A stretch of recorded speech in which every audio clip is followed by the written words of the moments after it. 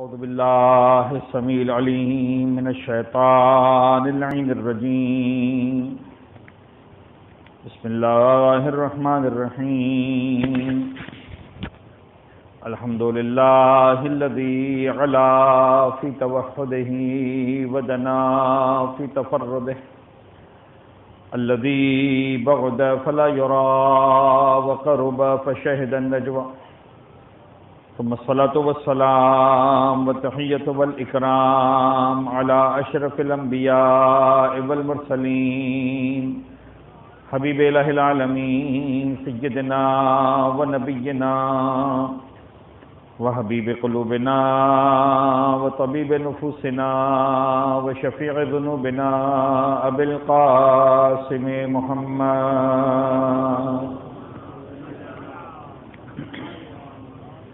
وعلى أهل بيته الطيبين الطاهرين المعصومين المنتجبين لا سيما على بقية الله في الأرضين وحجته إلى العالمين واللعن الدائم على أعدائهم ومنكري فضائلهم وغاصبي حقوقهم أجمعين من يوم ظلمهم وغصبهم وعداوتهم إلى يوم الدين بسم الله الرحمن الرحيم اللهم كن لوليك الحجة بن الحسن صلواتك عليه وعلى آبائه في هذه الساعة وفي كل ساعة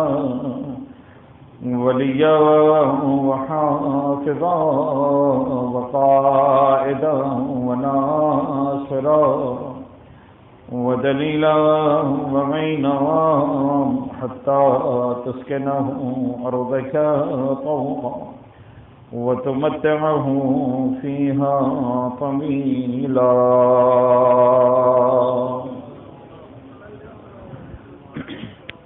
اما بعد فقد قال الله الحكيم في كتابه المبين بسم الله الرحمن الرحيم قل لا أسألكم عليه أجرا إلا المودة في القربى وقال أيضا بسم الله الرحمن الرحيم يا أيتها النفس المطمئنة ارجعي إلى ربك راضية مرضية فادخلي في عبادي وادخلي جنتي.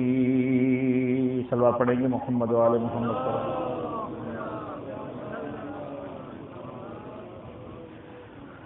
عزیزان گرامی قدر میں حسب عادت حسب وعدہ ایک فقہی مسئلہ آپ عزیزان کی سماعتوں کی نظر کرو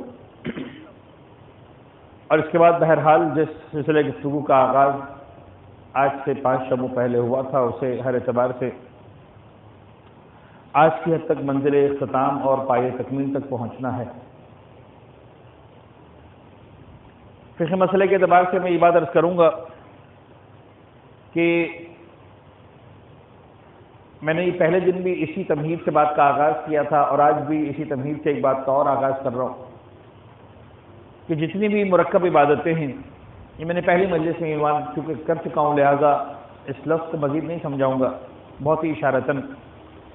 مرکب عبادتیں یعنی وہ عبادتیں جو چند اجزاء کو جوڑ کر بنائی گئی ہیں، چند چیزوں کو ملا کر بنائی گئی ہیں. اس کی مثالیں نماز ہے، روزہ ہے، غسل ہے.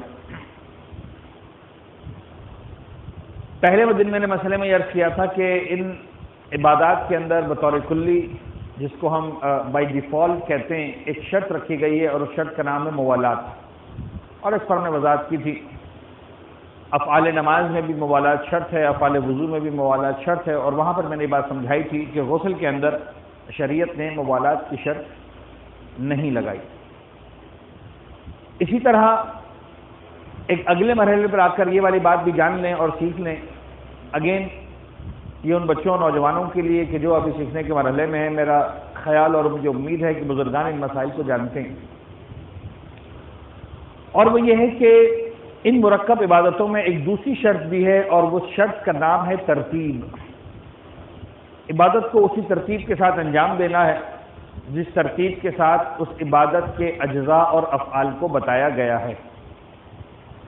اب میں ایک بڑی بے تکی سی مثال دے رہا ہوں، اور ظاہر سی بات ہے کہ مثالوں کا مقصد اس کا اچھا یا بے تکا ہونا نہیں ہوتا، مثالوں کا مقصد بات کو سمجھانا ہوتا۔ مثال کے طور پر میں اگر آپ کے سامنے یہ بات عرض کروں کہ میں فجر کی نماز پڑھنے کھڑا ہوا، اور میں نے فجر کی نماز اس طرح سے پڑھی کہ میں نے ساری شرائط کو پورا کرتے ہوئے وضو کر لیا تھا، قبلہ رخ تھا، میں نے نیت کر کے تکبیرۃ الاحرام کی، اور تکبیرۃ الاحرام ادا کرنے کے بعد الحمد پڑھنے کے بعد میں نے ایک مرتبہ اور الحمد کا سورہ پڑھ لیا، 2 مرتبہ الحمد کا سورہ پڑھنے کے بعد میں نے سورہ انزلنا پڑھی، سورہ انزلنا کے بعد میں نے سورہ قل واللہ پڑھ لی، سورہ قل واللہ پڑھنے کے بعد میں نے ہاتھ اٹھائے، قنوت پڑھا، قنوت کی دعا پڑھنے کے بعد میں رکوع کے اندر گیا، ایک رکوع سے اٹھنے کے بعد دوبارہ رکوع میں گیا، دوسرا رکوع کیا، 2 رکوع کرنے کے بعد میں سجدوں میں گیا، اور میں نے ایک کی جگہ 4 سجدے کیے، 4 سجدے کرنے کے بعد میں نے تشہد پڑھا، تشہد پڑھ کے میں نے سلام پڑھا، اور سلام پڑھ کے نماز کو مکمل کیا۔ تو میرے خیال میں یہاں پر ایک بچہ بھی بیٹھا ہوگا تو کہے گا مولانا صاحب نماز باطل ہے، یہ نماز صحیح نہیں ہے۔ اب ضرورت نہیں کہ میں پوچھوں کہ صاحب کوئی ہے ہاتھ اٹھانے کے لیے تیار ہے کہ ہاں مولانا صاحب یہ نماز صحیح ہے۔ اور اگر فرض کریں میں آپ کے ساتھ آرگومنٹ کروں، ایک انٹلیکچوئل آرگومنٹ، کہ بھئی میں نے کمی کیا کی ہے، میں نے کیا کم دیا؟ فجر کی نماز میں کلی طور پر خدا نے 2 الحمد مانگے تھے، میں نے دونوں کے دونوں دے دیے، 2 سوروں کی جو حکم تھا میں نے دونوں سورے پڑھ دیے، 2 رکوع ہونے تھے میں نے کر دیے، 4 سجدے ہونے تھے میں نے وہ بھی کر دیے، 1 قنوت ہونا تھا میں نے وہ بھی پڑھ دیا، 1 تشہد ہونا تھا میں نے وہ بھی پڑھ دیا، سلام ہونا تھا وہ میں نے وہ کر دیا۔ آپ میری نماز کو باطل کیوں کر رہے ہیں؟ نہ میں نے کچھ کم کیا، نہ میں نے کچھ زیادہ کیا، جتنا کہا تھا سارا کا سارا دے دیا۔ میری فائل کھول کر دیکھیں، آپ کو ایک چیز بھی کم نظر آ رہی ہے؟ I can argue like this if I feel myself an intellectual. Sub intellectually میں نے سب کچھ کر دیا، تو اب جواب ہر ایک کو معلوم ہے، یعنی ان سارے اعتراضات کے باوجود بھی مجھے یقین ہے کہ آپ سب کے سب کہیں گے مولانا صاحب نماز باطل ہے۔ اب الفاظ کوئی سے بھی استعمال کریں آپ، وہ یقیناً صحیح ہوں گے الفاظ بات کو سمجھانے کے لیے، لیکن وہ جواب جو آپ سب کے ذہنوں میں ہے میں اس کو ایک سادہ سے الفاظ میں بیان کر دیتا ہوں کہ مولانا صاحب بات یہ ہے کہ جتنا کہا تھا وہ تو کر لیا، جیسے کہا تھا ویسے نہیں کیا۔ یعنی اگر آسان الفاظ میں سمجھانا ہو تو کمال یہ نہیں کہ جو کہا ہے وہ کرو، کمال یہ ہے کہ جیسے کہا ہے ویسے بھی کرو۔ اور بات یہ نہیں ہے کہ آپ من کنت مولا ہو فہذا علی مولا سن کر اور لمبے لمبے قصیدے پڑھ کر اور لمبی لمبی تان لگا کر آپ کہتے کہ صاحب ہم علی کو مانتے ہیں۔ کمال یہ نہیں ہے کہ علی کو مانو، جیسا محمد نے کہا تھا ویسا مان کر دکھاؤ۔ ایک سلوات پڑھے نا محمد والے محمد کو۔ صاحب ہم نے تو مان لیا یا علی آباد رہیں۔ صاحب یہ کہنا کافی نہیں کہ ہم نے تو مان لیا علی کو مولا، یہ کہہ کر ذمہ داری پوری نہیں ہوتی۔ جو کہا ہے وہ مانو، جیسے کہا ہے ویسا بھی مانو۔ تو خیر مجھے فقہی مسئلہ مکمل کرنے دیں۔ ایک بات اگین جو بڑی کامن مسٹیک دیکھی ہے، مشاہدے میں آئی ہے، اب یہاں پر تو میرا آنا جانا کم ہے لہٰذا میں یہاں کے بارے میں نہیں کہہ سکتا، لیکن کئی سارے مقامات پر یہ چیز مشاہدے میں آئی ہے لہٰذا میں عرض کر رہا ہوں کہ ترتیب کے معاملے کی اگر بات سمجھ میں آ گئی تو پھر یہ بات سمجھنا ضروری ہے، نماز میں آپ کو کوئی شخص ترتیب الٹ پلٹ کرتا ہوا نہیں ملے گا۔ یعنی مجھے نہیں لگتا نماز میں کوئی شخص ایسا ہو جو مثال کے طور پر کہے کہ میں الحمد پڑھوں، سورہ پڑھوں، اس کے بعد سجدے پہلے کر لوں، رکوع بعد میں کر لوں گا، ایسا کوئی نہیں ملے گا۔ لیکن ایک جو مقام جہاں پر غلطی بہت زیادہ دیکھی گئی ہے وہ ہے وضو۔ وضو کے اندر جو ترتیب ہے اس ترتیب کا خاص خیال رکھنا ضروری ہے۔ آپ اپنی مرضی سے یہ نہیں سوچ سکتے کہ صاحب میں نے چہرہ دھو لیا، دونوں ہاتھ دھو لیے، سر کا مسح کر لیا، پیروں کا مسح کر لیا، میرا وضو باطل کیوں ہے؟ بعض اوقات غلطی یہ ہوتی ہے، میں واجب وضو کی بات کر رہا ہوں، ورنہ کلی کرنا، ناک میں پانی ڈالنا، کلائی تک ہاتھوں کو دھونا، یہ سب آداب و مستحبات میں شامل ہے۔ جب واجب وضو پر آپ آئے، آپ نے چہرے کو دھویا، تو اب ترتیب وضو یہ ہے کہ چہرہ دھو لو، اس کے بعد سیدھے ہاتھ پر آ جاؤ، اب جب سیدھے ہاتھ پر آ گئے، اس کا مطلب یہ ہے تم آگے بڑھ چکے ہو، تمہیں دوبارہ پلٹ کر پیچھے جانے کی اجازت نہیں ہے۔ لہذا اگر کوئی سیدھا ہاتھ دھونے کے بعد یہ والا کام کرے کہ چہرے پر ہاتھ پھیر لے، اس کا وضو 100% باطل ہے۔ سیدھا ہاتھ دھونے کے بعد الٹے ہاتھ پر آیا، اب الٹا ہاتھ دھونے کے بعد اگر غلطی سے بھی سیدھے ہاتھ پر ہاتھ پھیر لے، یہ ترتیب کو اس نے الٹ دیا۔ ترتیب یہ تھی کہ پہلے سیدھا ہاتھ دھونا تھا، پھر الٹا دھونا تھا۔ الٹا ہاتھ دھونے کے بعد ترتیب میں سیدھے ہاتھ کو دھونا کہیں بھی شامل نہیں تھا۔ الٹے ہاتھ کے بعد اگلی باری سر کے مسے کی تھی، تم نے الٹا ہاتھ دھونے کے بعد پھر سیدھے ہاتھ پر ہاتھ پھیر دیا۔ تمہارا خیال ہے تم نے سیدھے ہاتھ پر ہاتھ پھیرا، تم نے وضو پر پانی پھیر دیا۔ یہ وضو 100% باطل ہے۔ میں بڑے ادب کے ساتھ ہاتھ جوڑ کر بڑے احترام کے ساتھ، اگر کہیں غلطی ہے اس کی اصلاح کریں۔ یہ ان غلطیوں میں سے ہے جن کو غلطی سے بھی انجام دینے کی اجازت نہیں ہے۔ یہ جملہ بھی جو میں کہہ رہا ہوں کہ غلطی سے بھی انجام دینے کی اجازت نہیں ہے، پوری ذمہ داری کے ساتھ یہ جملہ بول رہا ہوں۔ بہت ساری غلطیاں ایسی ہیں جب آپ غلطی سے کر جاتے ہیں، دین کہتا ہے کوئی بات نہیں یار، چلتا ہے۔ لیکن کچھ مقامات ہیں جہاں دین بہت زیادہ حساس ہے۔ نماز خدا کے سامنے بندگی کا معاملہ ہے، وضو طہارت کا معاملہ ہے۔ بندگی میں کمپرومائز چلے گا، طہارت میں نہیں چلے گا۔ طہارتوں کی منزل پر بڑی سختی ہے۔ یہ وہ غلطی جس کو غلطی سے بھی کرنے کی اجازت نہیں ہے۔ لہذا اس بات کو اچھی طرح ذہن میں رکھیں، جب چہرہ دھو رہے سکون سے دھو لیجئے۔ جب چہرہ مکمل ہو گیا، اب اس کے بعد سیدھے ہاتھ سے شروع کیجئے۔ سیدھے ہاتھ کو سکون سے دھوئیے۔ جب مکمل ہو گیا، اب الٹے ہاتھ پر آئیے۔ لیکن اب اس کے بعد جب سیدھے ہاتھ پر آ گئے تو آپ کو چہرے پہ جانے کی اجازت نہیں تھی۔ الٹے ہاتھ پر آ گئے، سیدھے ہاتھ پر آنے کی اجازت نہیں ہے۔ الٹا ہاتھ دھونے کے بعد بات ختم ہو گئی۔ اب آپ کو سیدھا سر کا مسح کرنا ہے، پیروں کا۔ اگر خدا نہ خواستہ ایسے موسم میں سخت گرمی ہے، آپ کے ہاتھوں کا پانی خشک ہونے لگا اور اتنا خشک ہو گیا کہ آپ مسح نہیں کر پا رہے ہیں، تو صرف مردوں کو اس بات کی اجازت ہے، خواتین کو نہیں ہے، کہ وہ اپنی داڑھی سے، تو اگر کوئی مرد داڑھی مونڈا ہے اس کو بھی اجازت نہیں ہے، تھوڑی کا حکم نہیں ہے، داڑھی کی اجازت ہے کہ داڑھی سے تھوڑا سا پانی لے لے اور اپنے سر کا اور پیروں کا مسح کر لے۔ اس کے علاوہ پلٹنے کی اجازت کسی صورت میں کسی مقام پر کسی مومن یا مومنہ کو نہیں ملتی۔ ان باتوں کا خیال رکھیں گے انشاءاللہ۔ بزرگان تو خیال رکھتے ہیں، میں نے بچوں کے لیے اس مسئلے کو سمجھا دیا۔ ایک سلوات پڑھ دیجیے گا محمد و آل محمد پر۔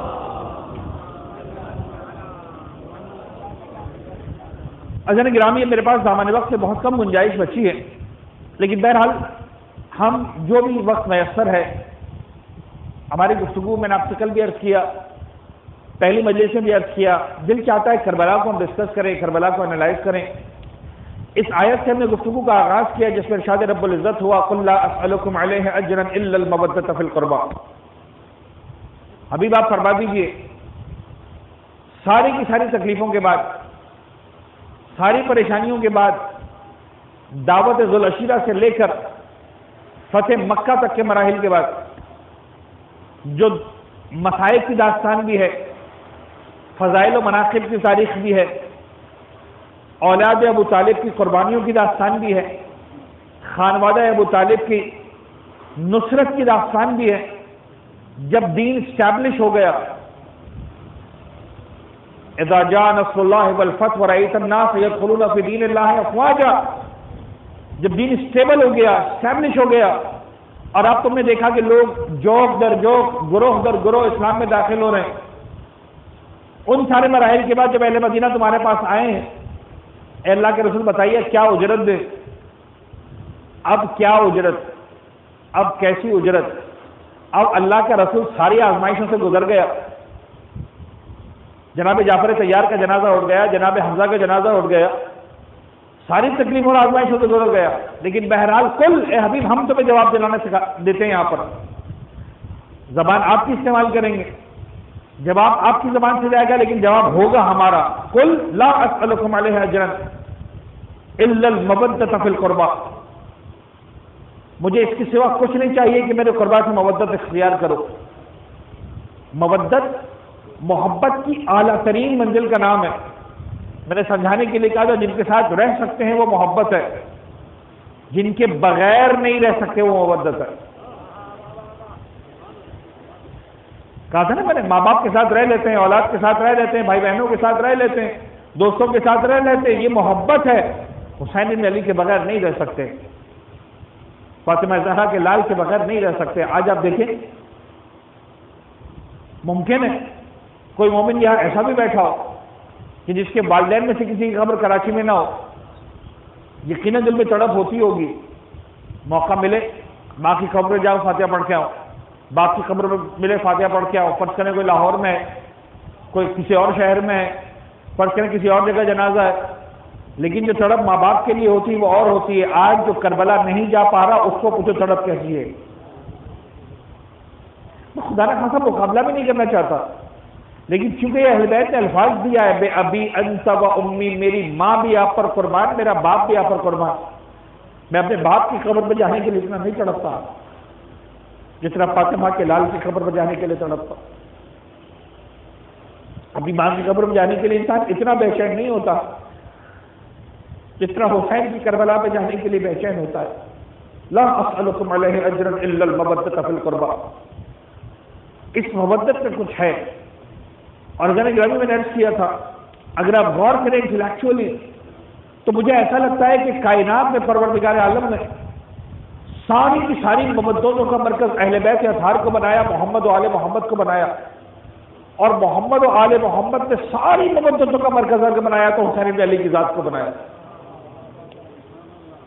یعنی مجھے ایسا لگتا ہے کہ شاید آپ نے بہت ساری تفاصیر سنی ہے اس جملے کی جو پیغمبر اکرم نے ارشاد فرمایا تھا، حسین منی وانا من الحسین، لیکن ایک تفسیر یہ بھی ہے کہ اگر کبھی دلوں میں خیال ہو کہ ہمیں پیغمبر سے زیادہ حسین سے محبت ہے، کئی دلوں میں ایسا خیال آئے کہ حج سے زیادہ ہمارے دلوں میں عقیدت حسین کے روضے کی زیارت کرنے کی، اہل بیت نے ساتھ ہی بتایا نا، معصومین نے ہی سمجھایا، حج پر بھی جاتے انکار نہیں ہے، خانہ خدا کا طواف کرتے انکار نہیں ہے، لیکن شاید پیغمبر کا فرمان یہاں پر آ کر اس کی تفسیر نظر آئے کہ اگر تم حسین سے محبت کر رہے ہو تو تمہیں لگ رہا ہے کہ تم محمد سے کم محبت کرتے ہو، حسین سے زیادہ محبت کرتے ہو۔ حسین منی وانا من الحسین، حسین سے محبت جو بھی کرے گا وہ سچی محبت محمد رسول اللہ سے کر رہا ہے۔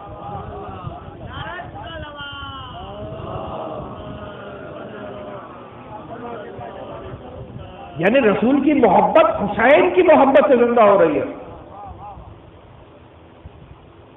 حسین سے محبت کرو، یہ محبت در حقیقت کمال محبت ہے پروردگار عالم کی ذات سے بھی، تم حسین سے محبت کرو، یہ کمال محبت ہے پیغمبر کی ذات سے بھی، تم حسین سے محبت کرو، یہ کمال محبت ہے زہرا اور علی کی ذات سے بھی، اس لیے کہ اس وجود میں آ کر ساری محبتیں جمع ہو گئی، اس لیے کہ پیغمبر کی خدا کی محبتوں کا مرکز حسین، محمد کی محبتوں کا مرکز حسین، علی کی محبتوں کا مرکز حسین، زہرا کی محبتوں کا مرکز حسین، حسن کی محبتوں کا مرکز حسین، زین العابدین محمد باقر جعفر صادق موسی کاظم علی رضا محمد تقی علی نقی حسن عسکری زمانے کے امام کی محبتوں اور محبتوں کا مرکز حسین ابن علی۔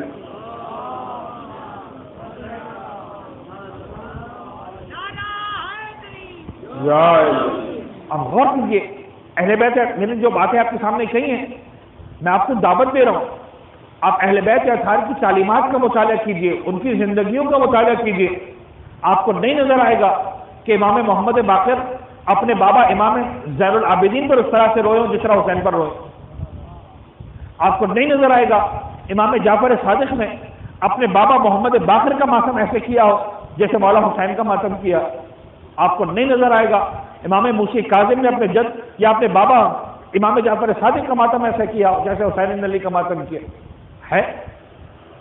یعنی ایک ایک ذات نے اپنی مودت کا مرکز بنایا ہے حسین ابن علی کو۔ حسین کی ولادت سے میں نے بار بار اس بات کو عرض کیا ہے، اب اس کو دیکھیں، مرکز حسین کی ذات نظر آئے گی، حسین کی ولادت ہو رہی ہے، گریہ حسین کی شہادت پر ہو رہا ہے۔ اس کو اہل بیت اطہار نے، پروردگار عالم نے میں نے کل آپ کے سامنے کچھ اشارے کیے تھے، اس کو میں آگے بڑھانا چاہ رہا ہوں، اور پھر بہرحال میں نے ایک جملے کہا تھے آپ کے سامنے، ہمیں کون سا والا حسین چاہیے؟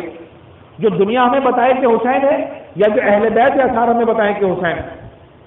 یہ میرا کی ورڈ یاد رکھیے گا، یہ میری پنچ لائن یاد رکھیے گا، یہ میری ہیڈ لائن یاد رکھیے گا.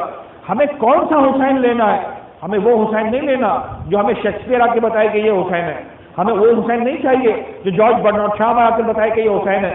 ہمیں وہ والا حسین نہیں چاہیے جو مہاتما گاندھی آ کر بتائے کہ یہ حسین ہے. ہمیں وہ حسین چاہیے جس کے بارے میں محمد بتائے کہ یہ حسین ہے، سید سجاد بتائے کہ یہ حسین ہے، امام صادق بتائے کہ یہ حسین ہے، امام رضا بتائے کہ یہ حسین ہے.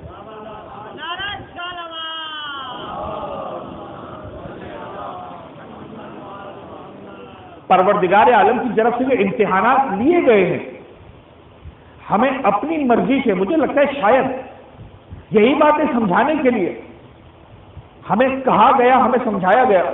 ہم کون ہوتے ہیں اپنی مرضی سے کسی بھی امتحان پر، کسی بھی آزمائش پر، کسی بھی قربانی پر ہیش ٹیگ لگانے والے کے ریزن یہی تھا. میں نے کل 2 واقعات آپ کے سامنے پیش کیے تھے. جناب حاجرہ کا امتحان،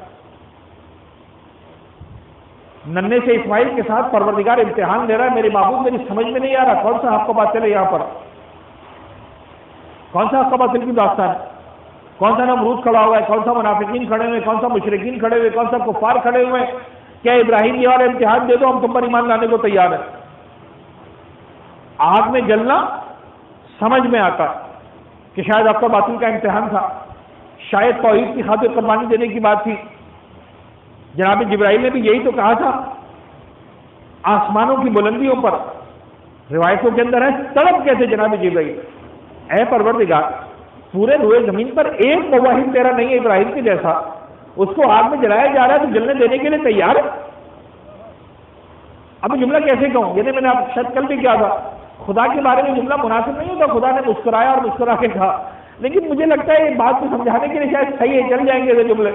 خدا نے مسکرا کے کہا جبرائیل تمہیں پرابلم ہو رہا، جاؤ تمہیں سارے اختیارات دیے، جاؤ سارے اختیارات دیے. اب مجھے نہیں پتا جناب ابراہیم منجنیق کے گولے سے نکل کر وہ توپ کے گولے کی طرح جو اسٹائل ہوتا ہے، کوئی بہت زیادہ کلومیٹر کا فاصلہ نہیں تھا، یہ کوئی کروز میزائل نہیں تھا جسے 3 گھنٹے میں پہنچنا تھا. 2 3 4 سیکنڈ 5 سیکنڈ کی بات ہے. جناب ابراہیم ہوا کے اندر ہیں، چند سیکنڈ گزریں گی اور نمرود کی آگ میں جا کر جل جانا ہے، ظاہری اعتبار سے ختم ہو جانا ہے. اب مجھے نہیں پتا یہ مکالمے میں کتنی دیر لگی، جبرائیل کو آنے میں کتنی دیر لگی. غور فرمائیں، یہ تو شیعہ سنی نے لکھا، کتنی دیر لگی آنے میں نہیں پتا مجھے، لیکن بڑی رفتار کے ساتھ آئے. جناب ابراہیم ہوا پر تیر رہے ہیں، آگ کی طرف جا رہے ہیں، سیکنڈوں کی بات ہے. اے ابراہیم حل لکا حاجت، کوئی حاجت ہے تمہاری؟ مجھے سارے اختیارات کے ساتھ بھیجا ہے. میرا دل کہتا ہے، آپ کو سمجھانے کے لیے کہہ رہا ہوں، جناب ابراہیم کو چانس لینا چاہیے تھا. غور فرما رہے، چانس لینا چاہیے تھا. اتنا تو طے ہے کہ جبرائیل پیرلل گورنمنٹ تو نہیں چلا رہے، اللہ کو بائی پاس کر کے تو نہیں آئے. خدا کو پتا چلے گا تب تک معاملہ ہو چکا ہوگا، ایسا تو کچھ نہیں ہے. ایسا ہوتا ہے نا بعض اوقات سیکرٹری کام کر جاتا ہے، پرنسپل کو پتہ ہی نہیں ہوتا، وزیر کو پتہ ہی نہیں ہوتا، بیان چلا جاتا ہے. ایسا ہوتا ہے کہ نہیں ہوتا دنیا میں؟ اب غور فرما رہے ہیں، غیر مرئی مخلوق ہر جگہ نظر آتی ہے، آسمانی مخلوق، لیکن یہاں تو ایسا کچھ بھی نہیں ہے. جناب ابراہیم جانتے ہیں اگر جبرائیل آئے ہیں تو 100% اذن پروردگار سے آئے ہیں. تو اے خلیل خدا چانس لے لیجئے کہ پالنے والے میرا امتحان پورا ہو گیا، تو نے خود ہی جبرائیل کو بھیجا ہے. لیکن کمال ہے ابراہیم کی خلت کا. جناب جبرائیل آئے، حل لکا حاجت، کہا اما من کا فلا ہے لیکن تجھ سے نہیں ہے. اتنی بے نیازی کا مظاہرہ کیا کہ مجھے پروردگار کی ضرورت ہی نہیں ہے، نہ اتنا دست نیاز پھیلا دیا کہ ہاں تو ہی میری مدد کر دے. غور فرما رہے، تو وہ امتحان سمجھ میں آتا ہے کہ خدا کی توحید کی خاطر یہاں تک آ گیا ہوں. اے جبرائیل اب زیب نہیں دیتا، 1-2 سیکنڈوں کے لیے اس کو چھوڑ کر تیرے سامنے ہاتھ پھیلا دوں. یہ امتحان اور ہے، سمجھ میں آتا ہے. لیکن جناب اسماعیل کی گردن پر چھری رکھنے کا امتحان، کوئی نمرود نہیں ہے، کوئی توحید کی بات نہیں ہے، کوئی رسالت کو بچانے کی بات نہیں ہے. یقیناً پروردگار عالم حکیم ہے، منبع حکمت ہے، سرچشمہ حکمت ہے، سراپا حکمت ہے. اس کا کوئی کام مسئلے سے خالی نہیں ہے. لیکن کم از کم میرا خیال ہے کہ وہ مسئلہ جو بھی ہوگی 100% ویلڈ ہوگی، لیکن وہ مسئلہ حق پر باطل کا ٹیگ کم از کم نہیں لگا سکتے. زندہ باد مرد آباد کا ٹیگ نہیں لگ سکتا ہے یہاں پر کہ صاحب یزیدیت زندہ باد، حسینیت مرد آباد. پروردگار امتحان لے رہا، خدا کی مرضی کیوں لے رہا؟ وہ خلوص کا امتحان ہے، وہ صداقت کا امتحان ہے، وہ وفاداری کا امتحان ہے. لگتا ہے سادہ گرامی تاریخ انبیاء کو اٹھا کر دیکھیں، جتنے انبیاء گزرے ہیں یقیناً ہر نبی کا کوئی نہ کوئی امتحان ادھورا ہے جو فاطمہ کے لال نے پورا کرنا ہے. میری ریسرچ چل رہی ہے اس بات کے اوپر، انشاءاللہ اور بہت ساری باتیں جب موقع ملے گا تو آپ کے سامنے پیش کروں گا. لیکن ہر نبی کا کوئی نہ کوئی امتحان ہے. یہ جو زیارت وارثہ میں کہا گیا نا مجھے اور آپ کو، یہ کہہ کر سلام کرو، السلام علیکہ یا وارث آدم صفت اللہ، تو وارث آدم ہے، جو آدم نے نہیں کیا وہ تجھے کر کے دکھانا ہے. نہیں کیا مراد ان سے نہیں لیا گیا. آدم بھی کر کے دکھا دیتے، ابراہیم بھی کر کے دکھا دیتے. میں انبیاء کی شان میں گستاخی نہیں کر سکتا، لیکن جو ہم نے امتحان لیا اور پورا نہیں کیا عیسیٰ کا، اے حسین وہ امتحان تمہیں پورا کرنا ہے. جو موسیٰ کا امتحان لیا پورا نہیں کیا، اے حسین وہ تمہیں پورا کرنا ہے. جو ابراہیم کا امتحان لیا پورا نہیں کیا، اے حسین تمہیں وہ امتحان پورا کرنا. لہذا مرکز مبدت حسین کی ذات قرار پا رہی ہے. اور اسی لیے جملہ مجھے کہنے دیں کہ یہاں پر آ کر وراثتوں کا مرحلہ مکمل نہیں ہوتا. السلام علیکم یا وارث محمد حبیب اللہ، یعنی کچھ امتحان محمد کا بھی ایسا باقی ہے. یعنی شان رسالت میں میرے پاس اس کے علاوہ کوئی جواب نہیں ہے کہ جب کائنات کی سب سے اعلیٰ موت شہادت کی موت ہے، اور وہ بھی میدان جنگ میں شہادت کی موت، تو پروردگار عالم نے اپنے حبیب کو اس شہادت سے محروم کیوں کیا؟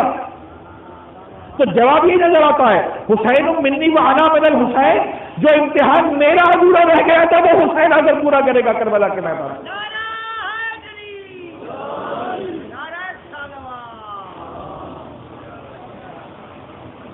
ایسا نہیں گرامی، یہ بلندیاں ہیں، اور ان بلندیوں کو سمجھنے کا نام ہے حسین شناسی، ان بلندیوں کو سمجھنے کا نام ہے کربلا شناسی. کربلا اپنی مرضی سے چند جلوس نکالنے کا نام اور چند جلسے کر لینے کا نام اور چند نعرے لگانے کا نام نہیں ہے. صدیوں سے اس صف عزا کو بچھایا گیا، بہت پیار سے، بہت محبت سے، بہت سادگی سے. عزیزان گرامی اب یہ مائک کے سسٹم آ گئے تو پھر ایک مجلس کے اندر سینکڑوں ہزاروں جمع ہو جاتے ہیں، ورنہ جو زمانے مائک کا سسٹم نہیں تھا اچھے سے اچھی آواز والا خطیب بھی کتنے لوگوں کو سنا سکتا تھا. 1300 سال بغیر مائک کے حسینیت چلی ہے، اس کو سمجھیں. آج سے کمپیریزن شروع نہ کر دیں کہ صاحب آج 10,000 کا مجمع آ جاتا ہے، 15,000 کا مجمع آ جاتا ہے، 20,000 کا مجمع آ جاتا ہے. یہاں سفید داڑھیوں والے جانتے ہیں آج بھی، یقیناً ان کی نگاہوں میں سارے منظر آ جائیں گے. ایک لمحے کے اندر جب گھر میں 25 لوگ جمع ہوتے تھے، 50 لوگ جمع ہو دیتے تھے، خاندان کا ایک بوڑھا ہوتا تھا، کوئی پرانی سی کتاب کھولتا تھا، صفحے پڑھتا تھا، مجلس ہو جاتی تھی. یہ صف عزا، یہ فرش عزا، وہ خلوص تھا تو 1400 سال باقی رہا، وہ خلوص ہوگا تو باقی رہے گا. اور یہ میں عرض کر دوں، میرے آپ کے خلوص کا خدا محتاج نہیں ہے، یہ طے ہے حسین ابن علی کا ذکر باقی رہنا ہے. خدا کرے ہمارا نام ذکر کرنے والوں میں باقی رہے. حسین ابن علی کے ذکر کو ہماری ضرورت نہیں ہے، ہمیں اپنے کمال کے لیے حسین ابن علی کے ذکر کی ضرورت ہے. ہم محتاج ہیں حسین ابن علی کے، ہم محتاج ہیں اس فرش عزا کے. خدا کی قسم اگر فرش عزا نہیں، ہماری زندگیوں کا کوئی مقصد نہیں ہے، ہماری زندگیوں کا کوئی مقصد نہیں ہے. میں خدا نہ خاصا انکار نہیں کرتا، آپ بزنس مین ہیں، بزنس کریں، آپ اسکالرز ہیں، علمی تحقیقات کریں. اہل بیت اطہار نے یہی چاہا ہے. غیبت امام کے دور میں آپ اس اعتبار سے ریسرچ کیجئے. میں ایک جملہ آپ کے سامنے عرض کر دوں، مجھے بہرحال بات کو مکمل کرنا ہے، پھر اس جملے کو مکمل کرتا ہوں. جو جملہ میں نے ابھی ادھورا چھوڑا کہ اہل بیت نے کیا چاہا ہے، ریسرچ کیجئے، اس پر میں آتا ہوں. اس وقت مجھے بات کو مکمل کرنے کے لیے دو باتیں آپ کے سامنے پیش کرنے جانے گرامی. الخصائص الحسینیہ، یہ ایک لفظ ہے، اس کو ذہن میں رکھیں. بہت کم وقت رہ گیا میرے پاس، مجھے نہیں پتا میں کتنا سمجھا پاؤں گا. ایک عنوان ہے الخصائص. خصائص پلورل کا صیغہ ہے، جمع کا صیغہ ہے. اس کا جو سنگولر ہے، جس کا واحد ہے، وہ ہے خصوصیت. خصوصیت کا مطلب کیا ہوتا ہے؟ یعنی ایک ایسی چیز جو کسی ایک شخص سے مخصوص ہو گئی. اس کا تعلق کوئی زندہ باد مردہ باد سے نہیں ہوتا، کسی کو گھٹانا، کسی کو بڑھانا، کسی کو چڑھانا، اس سے نہیں ہوتا. ایک اسپیسیفک چیز جو کسی سے مخصوص ہو گئی.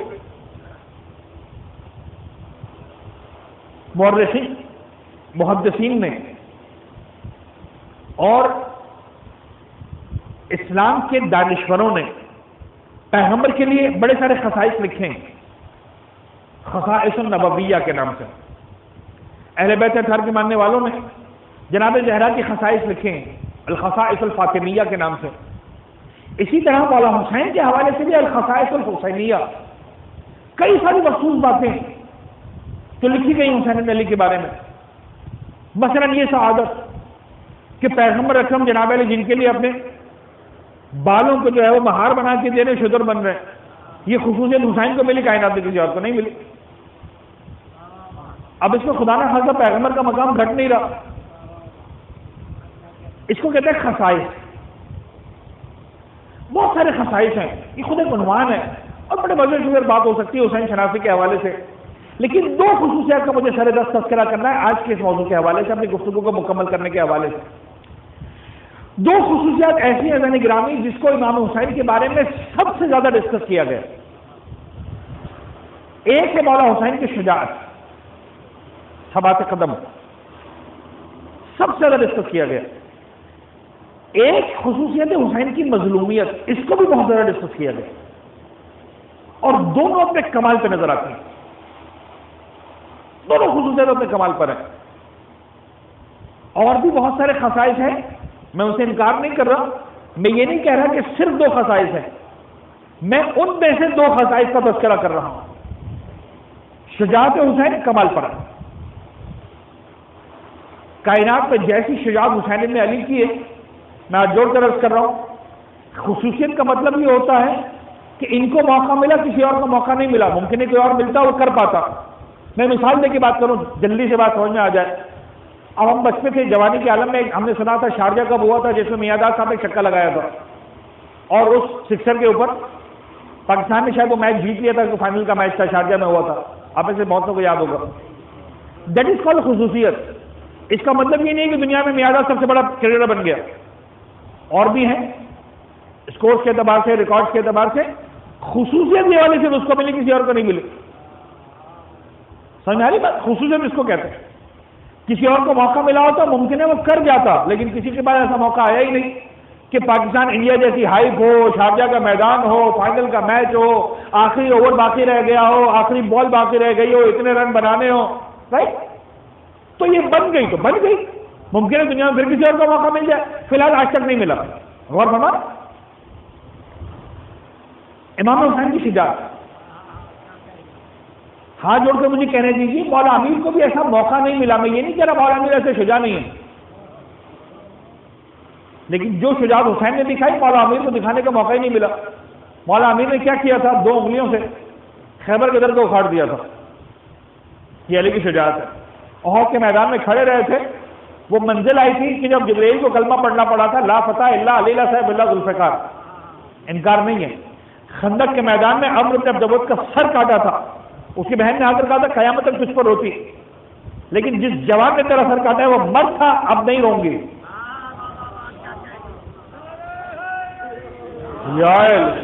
ٹھیک ہے. مجھے ایک بات بتائیے، جب خیبر کے در کو اکھاڑنے گئے تھے 3 دن کے بھوکے تھے.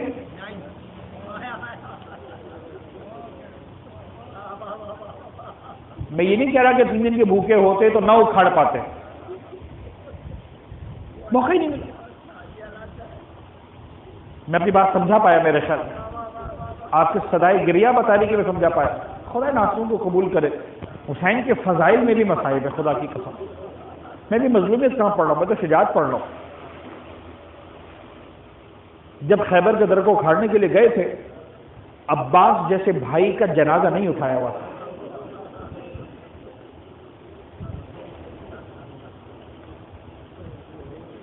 اکبر جیسے بیٹے کا جنازہ نہیں ہوتا.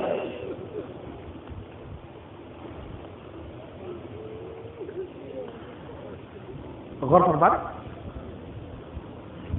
سرکار خدا کے عزیزوں کو سلامت رکھے، جس نے ایک جنازہ بھی اٹھایا ہے وہ جانتا ہے جتنا پہلوان انسان ہو، جنازہ اٹھانے کے بعد پیروں میں ہمت نہیں رہتی.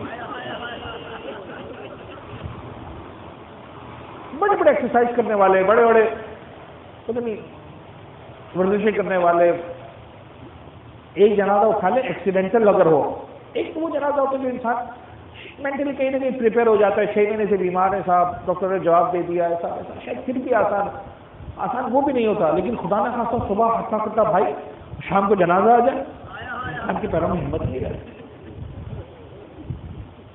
میری سمجھ میں نہیں آتا حسین ابن علی کے ہاتھ میں تلوار کو اٹھایا کیسے کربلا کے میدان.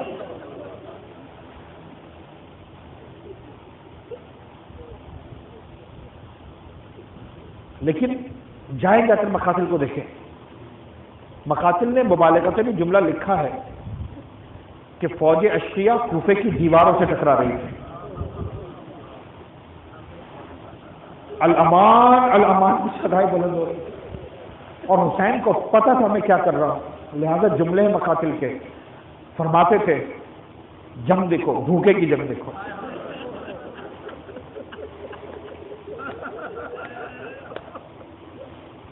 پیاسے کی جنگ دیکھو. یہ ہیں مقاتل کے جملے. تم نے جس کے عباس جیسے بھائی کو مار ڈالا اس کی جنگ دیکھو. تم نے جس کے 18 سال کے کڑیل جوان کو مار ڈالا اس کی جنگ دیکھو.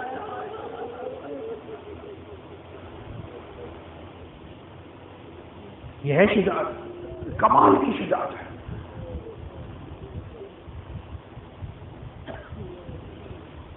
لیکن حضرت گرامی میں پوری ذمہ داری کے ساتھ جملہ عرض کر رہا ہوں. سرکار سید الشہداء کے بعد، سرکار سید الشہداء سے پہلے، پیغمبر کی زبان مقدس سے، مولا کائنات کی زبان سے، امام مجتبیٰ کی زبان سے، امام سجاد کی زبان سے، امام باقر کی زبان سے، باقی امام کی زبان سے، کوئی ایک جملہ تو ایسا بتائیں جہاں پر کسی بھی امام نے کہا ہو ہمارا حسین ایسا.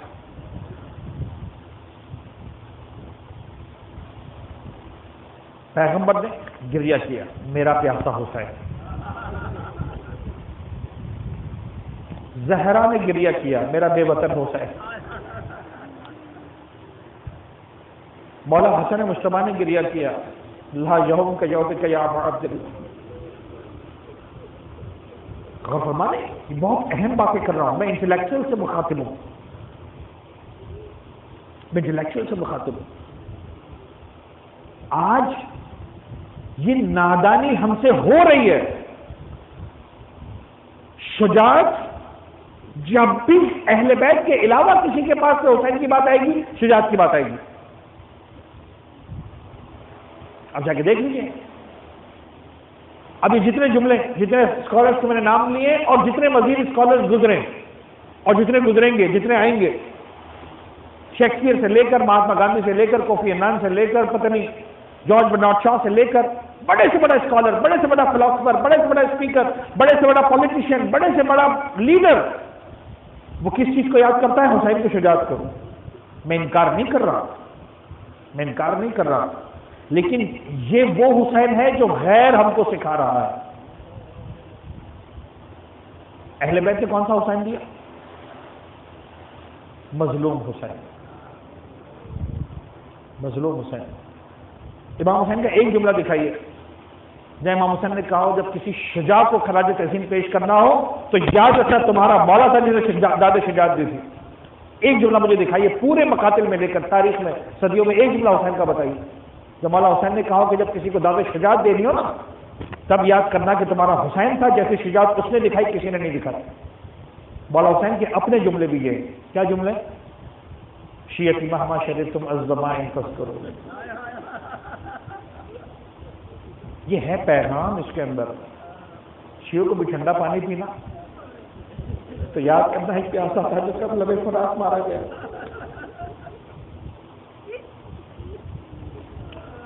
او سمعتم بغریب او شہید فانذرونی، کبھی کسی غریب الوطن پہ رونا، کبھی کسی شہید کا ماتم کرنا، تو ہر شہید پر رونے سے پہلے فاطمہ کے لال کو پہلے رونا. 3 دن کا بھوکا اور پیاسا غریب الوطنی کے عالم میں کربلا کی زمین پر مارا گیا، مظلومیت. تو مصائب سے پہلے ایک جملہ کہہ دوں تاکہ میری بات مکمل ہو جائے. کربلا کے واقعات کے بعد ہر مقام پر ائمہ تحریر نے مولا حسین کا جب تعارف کروایا مظلومیت کے ساتھ کروایا. زمانے کے امام نے حتی زیارت ناحیہ کو اٹھا کر دیکھیے، صرف اور صرف مصائب ہے. السلام علی الخد الطریب، السلام علی الشیب الخبیب، اس رخسار پر سلام جو کربلا کی خاک سے آلودہ ہو چکا. السلام علی الشیب الخبیب، اس دہاڑی پر سلام جو اپنے خون سے رنگین ہو چکی. صرف اور صرف مسائل. اور اس ادوار میں 2 صدیاں گزری ہیں کربلا کے بعد.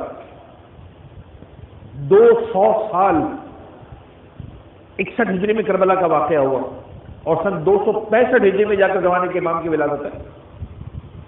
200 سال سے زیادہ کا عرصہ اچھے حالات بھی آئے، برے حالات بھی آئے. ائمہ طاہرین کو حکومتوں کی پیشکش بھی ہوئی. 8ویں امام کو ولی عہدی کا عہدہ بھی ظاہر اعتبار سے ملا. 6 امام کے زمانے میں بنو عباس نے آفر بھی کیا کہ آئیے آپ حکومت کو سنبھالیں، ہم نے بنو امیہ کے خلاف قیام بھی آپ کی خاطر کیا.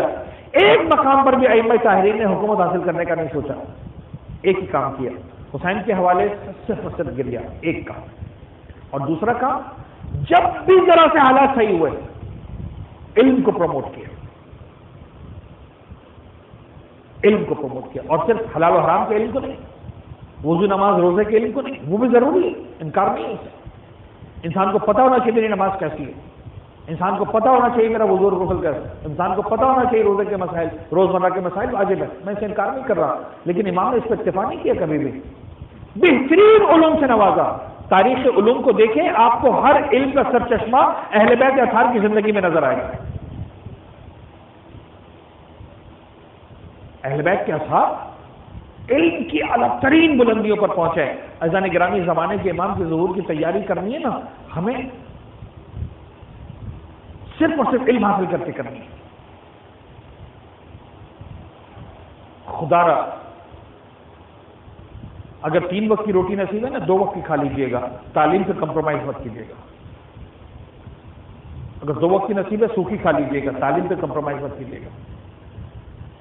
جہاں جہاں تعلیمی ادارے پروان چڑھ رہے ہیں، جہاں بطور خاص اہل بیت اطہار کے ماننے والوں کو علوم سے آشنا کروایا جا رہا ہے، اسکول، کالجز، یونیورسٹیز، خدا را جتنا ہو سکے سپورٹ کریں. پاکستان کے ہر بڑے عہدے پر شیعہ ہونا چاہیے. اس کمال پر ہو اہل بیت کا ماننے والا، کوئی اس کو ریپلیس نہ کر سکے، کوئی اس کا سیکنڈ نہ ہو سکے. میں بہت کلیئر ہوں. پولیٹیکل مومنٹس اپنی جگہ، میں اس وقت پولیٹیکل مومنٹس کی بات نہیں کر رہا، میں انٹلیکچوئل مومنٹس کی بات کر رہا ہوں، میں CSS لیولز کی بات کر رہا ہوں. میں اس مقام کی بات کر رہا ہوں کہ جہاں پر الیکشنز نہیں ہوتے ہیں، سلیکشنز ہوتے ہیں. اور جو ان سلیکشنز کی بات نہیں کر رہا ہوں جو پاکستان کے سینیریو میں ہوتے ہیں، میں اس سلیکشن کی بات کر رہا ہوں جو واقعاً اہلیت کی بنیاد پر ہوتے ہیں. اہل بیت کا ماننے والا اس بلندی پر ہو، زمانے کے امام کے ظہور کی راہوں کو ہموار کرنا، یہ ہماری ذمہ داری ہے. اپنے آپ کو علم کے میدان میں اعلیٰ ترین کمال پر پہنچایا، اس لیے کہ اہل بیت اطہار نے اس کے علاوہ کچھ نہیں کیا. فرش اضافہ پر ہم آتے، ظاہری اعتبار سے اس کا ایک مقصد قرار دیا گیا، تمہیں گریہ کرنا، تاکہ دنیا کہے کہ بابا یہ رونے والے لوگ ہیں، ختم ہو گئی بات. سینچریز کے لیے ماسس کو کنیکٹڈ رکھنے کا اس سے بہتر طریقہ نہیں تھا. گریہ کرو، آنسو بہاؤ. ہم کیوں جمع ہوئے؟ آنسو بہانے کے لیے. کیا مقصد ہے؟ صرف ایک مقصد ہے، آنسو بہانا، گریہ کرنا. ہمیں فاطمہ زہرا کے بچے سے پیار ہے، ہم حسین کی مظلومیت کو رونے کے لیے آئے. ختم ہو گئی بات. آپس میں کنیکٹڈ رہو گے خود بخود، اس غم حسین میں خود بخود کنیکٹڈ رہو گے. منافق اتنا لمبا ٹائم رونے کے لیے نہیں آ سکتا. کنیکٹڈ رہو گے خود بخود. اپنے آپ کو علمی اعتبار سے پروان چڑھاؤ. میں نے گفتگو کو مکمل کیا. اہل بیت یا اطہار نے جو حسین مجھے اور آپ کو دیا نا ذرا گرام، اس میں صرف اور صرف مظلومیت ہے، اس کے علاوہ کچھ نہیں. اور کس شان سے مظلومیت کو بیان کروایا، خدا گواہ عجیب ہے. جتنا میں تاریخ اہل بیت میں دیکھتا ہوں، ابن مکفوف ایک صحابی چھٹے امام سرکار کے، بدو عرب ہے، دیہاتی ہے، امام کی خدمت میں آیا، ذاکر تھا. ابھی ہم نے دیکھا ایک برادر نے، خدا ان کو واقعا توفیقات میں اضافہ کرے، اس خلوص کو قبول کرے. انہوں نے جب سارے نوحہ سلام مرثیہ پڑھ لیا، کہا میں دوڑا پڑتا ہوں. اور آپ نے دیکھا کہ کیسے دوڑا پڑتے وقت کیا ہو رہی تھی. 20 منٹ دوڑا پڑتے وقت وہ کیفیت نہیں تھی جو 2 منٹ کا دوڑا پڑتے وقت تھی. ایک درد تھا، اور اس درد سے وہ اہل بیت کے اثار کے غم کو بیان کر رہا. کبھی گاؤں دیہاتوں میں جا کے دیکھیے، جب ذاکرین مسائل پڑھتے ہیں عجیب درد ہوتا ہے. خدا کی قسم وہ شاید اس تسنوں میں نہیں آ پاتا، وہ انداز الگ ہوتا ہے. ابن مکفوف امام کے زمانے کا، چھٹے امام کے زمانے کا دیہاتی بدو، وہ بھی ذاکری کیا کرتا تھا، مسائل پڑھا کرتا تھا، شاعری کیا کرتا تھا. امام کے پاس ایک مرتبہ امام کو پتہ چلا، امام نے کہا کہ مکفوف کے مسائل پڑھتے، اس کا ہاں مولا میں.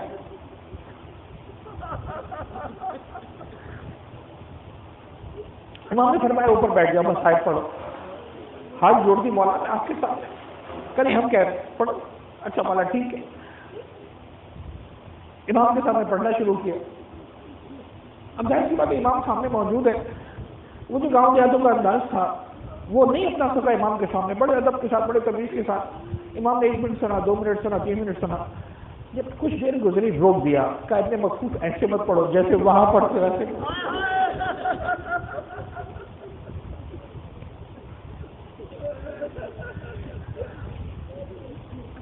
بہرحال نواز کی روایت پڑھ رہا ہوں آپ کے سامنے، پوری ذمہ داری کے ساتھ پڑھ رہا ہوں. ابن مکفوف جیسے وہاں پڑھتے ہو ویسے پڑھو.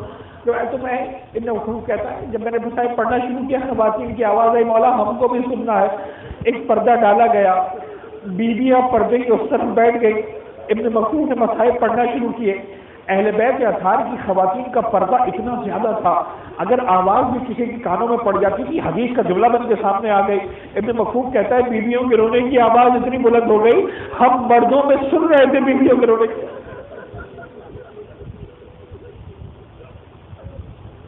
اجر و قبل اللہ، اجر و قبل اللہ. بس ہزارہ سے شہادہ میں نے گفتگو کو مکمل کیا. یہ ایام 11 سے 15 سفر شہزادی سکینہ کی شہادت کے ایام ہے. آپ نے یقیناً شہادت کی بندے سے سنی، لیکن میرا دل چاہ رہا ہے میرا نام بھی شہزادی سکینہ کے ذاکروں کے اندر آ جائے. شہزادی کی شہادت کی 2-4 بس ہے کہ 2-4 جملے پڑھنا چاہ رہا ہوں. میں نے آپ کو بہت زحمت دی. حسین کی سکینہ، جس کا نام سکینہ اس لیے پڑ گیا تھا کہ باپ کے سینے پر سوتی تھی، سکون نصیب ہوتا تھا. وہ بچی جس کو سب سے زیادہ ارمان تھا لوٹ کر ہم مدینے کب جائیں گے، بار بار سے سجاد کے پاس آتی تھی، سجاد مجھے اتنا بتا دے ہم لوٹ کر مدینہ کب جائیں گے. مجھے نہیں پتا آج کی رات تھی، جو گزری رات تھی ان میں سے کوئی رات تھی. اسی کی یہی شب بتائی جاتی ہے بیوی کی شہادت کی 13 سفر خاص طور پر مانی جاتی ہے، لیکن نہ جانے کون سی شب ہے. شاید رات کا سناٹا اندھیرا تھا، ایک مرتبہ بیوی بیدار ہوئی، پکارنے لگی میرا بابا، میرے بابا کہاں رہ گئے بابا. اجر قبل اللہ. بس ایک دو جملے میں آپ کو مزید رحمت دے رہا ہوں. میرے بابا مجھے لینے کے لیے آئے تھے رات کے اندھیرے میں. شہزادی کی زینب کی آنکھ کھلی سکینہ کی آوازوں سے، بیٹی کیا بات ہے؟ سڑک پر کہتی وہ کہ ماں میرے بابا کہاں چلے گئے؟ میرے بابا بھی آئے تھے اور میرے بابا کہہ رہے تھے سکینہ میں تمہیں لینے کے لیے آیا ہوں، اب تمہیں شروع دبا کے نہیں مارے گا. اجر قبل اللہ، اجر قبل اللہ. جناب زینب سمجھ گئی، بچی نے خواب دیکھا ہے، لیکن جو خواب کے الفاظ سنے شاید یہ بھی سمجھ گئی کہ اس خواب کا مطلب کیا ہے.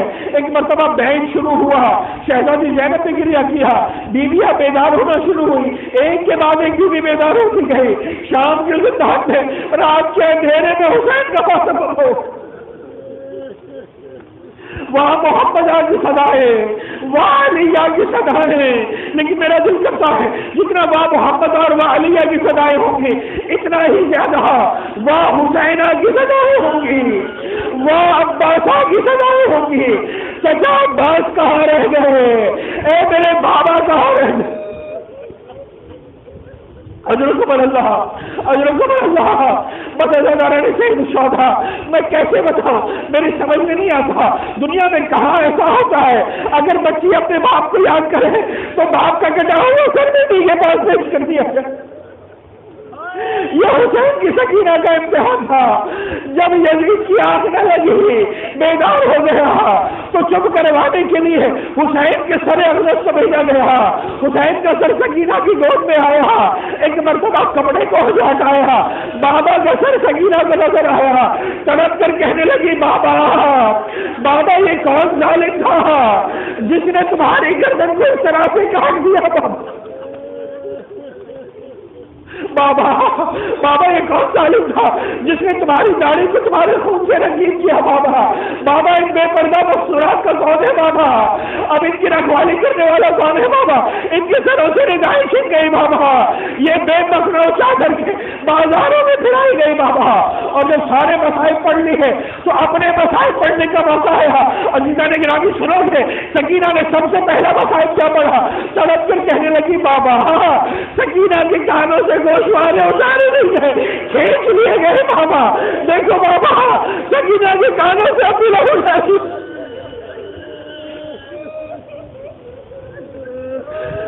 اجرکم اللہ، اجرکم اللہ۔ بابا سکینہ کے کانوں سے اپنی لہو جاری ہے بابا۔ بابا سکینہ کو تماشے مارے، بابا سکینہ کی پشت پر تازیاں مارے، بابا سکینہ کو پانی دکھا دکھا کر پھینکا گیا، بابا سکینہ کی دامن میں آگ لگی، بابا قدم قدم پر سکینہ تجھے یاد کرتی رہی، بابا قدم قدم پر سکینہ تجھے روتی رہی۔ بابا بابا بابا کہتے کہتے ایک مرتبہ سکینہ کی آواز خاموش ہوئی، اپنا سر حسین کے سر پر رکھ دیا۔ زینب گھبرا گئی، سید سجاد میری سکینہ کی تو خیر ہے، شام کا زندان رات کا اندھیرا، بیمار نے ہتکڑیوں کو سنبھالا، بیڑیوں کو سنبھالا، 2 قدم آگے آیا، سکینہ کی نبض کو تھاما، سر کو جھکا کر ایک جملہ کہا انا للہ وَإِنَّا إِلَيْهِ رَاجِعُونَ۔ پھوپھی اماں سکینہ ہمیشہ ہمیشہ کے لیے بابا کے پاس چلی گئی، اب سکینہ کو تماشے مارنے والا کوئی نہیں ہوگا۔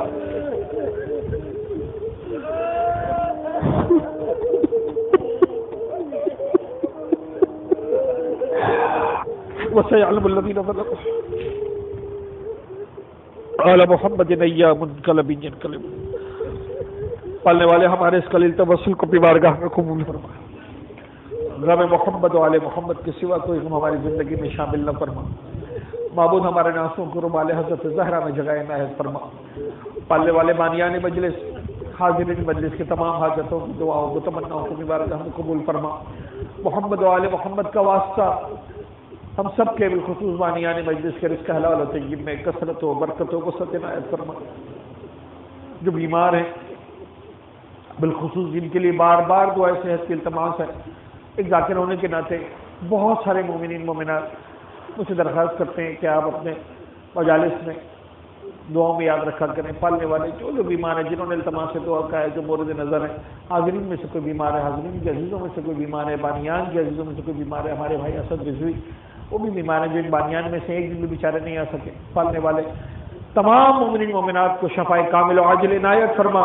بالخصوص اس کووڈ-19 کی بیماری سے میرے معبود ہر مومن مومنات کو، بلکہ ہر اہل وطن کو، آپ جانتے ہیں وطن میں بڑی رفتار سے دوبارہ یہ واپس اس سے قیامت بچا رکھی۔ پالنے والے اہل دنیا سے، اہل کا انسانیت سے اس بیماری کو، اس وبا کو، اس سازش کو، اس آفت کو دور فرما۔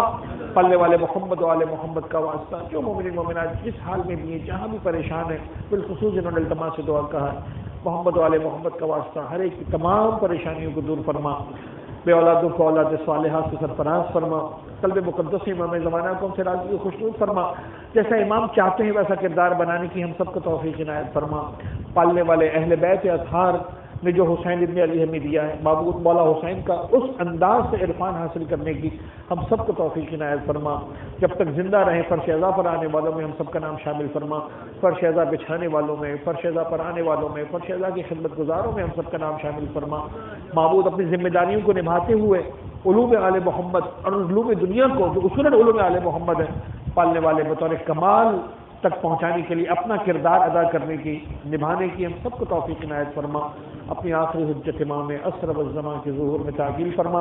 آپ عزیزان تمام اپنے اپنے مرحومین کو شامل کیجیے، بانیان اعضاء کے تمام مرحومین کو شامل کیجیے، بطور خاص سید نصیر احمد سہوانی صاحب ظاہراً یا سمدانی سہوانی، اور عمومی طور پر تمام مومن مومنات جو دنیا میں نہیں رہے، پچھلے سالوں تک فرش اعضاء کی زینت تھے، آج ہمارے درمیان نہیں رہے، دام درم سخا نے کسی انداز سے بھی اعضاء کی خدمت کی، آج دنیا سے چلے گئے، صدیاں گزر گئے، پالنے والے وہ جن پر فاتحہ پڑھنے والا کوئی نہیں رہا۔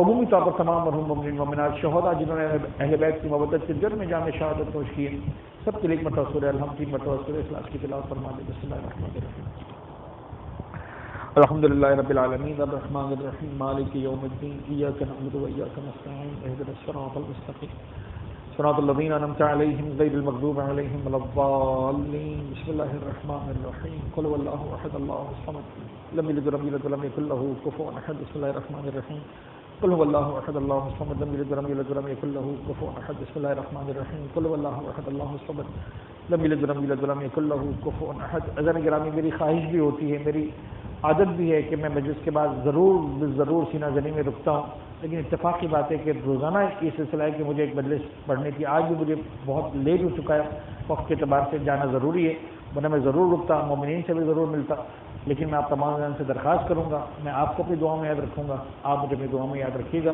ماتم میں پسائے۔